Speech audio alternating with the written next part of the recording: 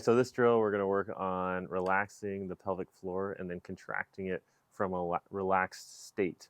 So we're going to move in different positions to work on opening up the posterior part of the pelvic floor, the anterior part of the pelvic floor, and then going on the two sides as well.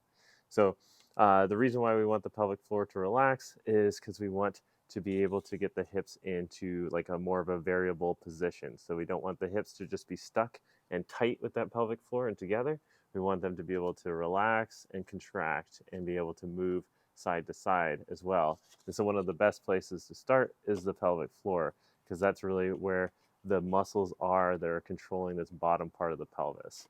So we're just going to set up on your back with your feet on the wall, just hips and knees at 90 degrees. We'll put our hands on our lower rib cage, and then all we're going to do, we're really trying to relax through this exercise, so we don't want too much tension anywhere in our body, and a lot of times like less is more with this exercise. So try to build up just a little bit at a time as far as that inhale and then the exhale and contraction.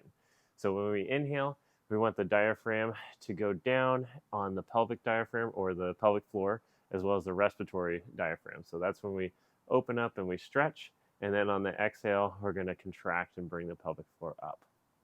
So hands on the lower rib cage, going to do a nice soft full exhale, fogging up the window.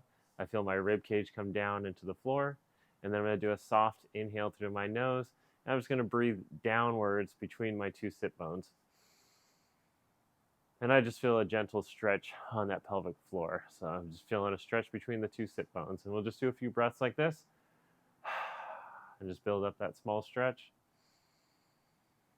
And then you can start doing the exhale. And just let that pelvic floor come up and just feel a gentle contraction.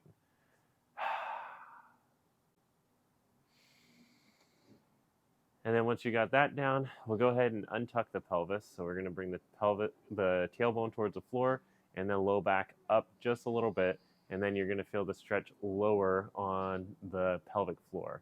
So it's more towards the tailbone. Same thing, we'll do about 5 breaths on that. Then we're going to tuck the pelvis, so we're going to dig those heels down and reach the tailbone up. We're going to do another 5 breaths. Exhale, contract, inhale, relax, and feel that stretch as you breathe down into between the sit bones. And then once you got that 5 breaths in, we're going to relax the pelvis again. And we're just going to rotate the knees over. You can adjust your feet a little bit, but they should stay on the wall.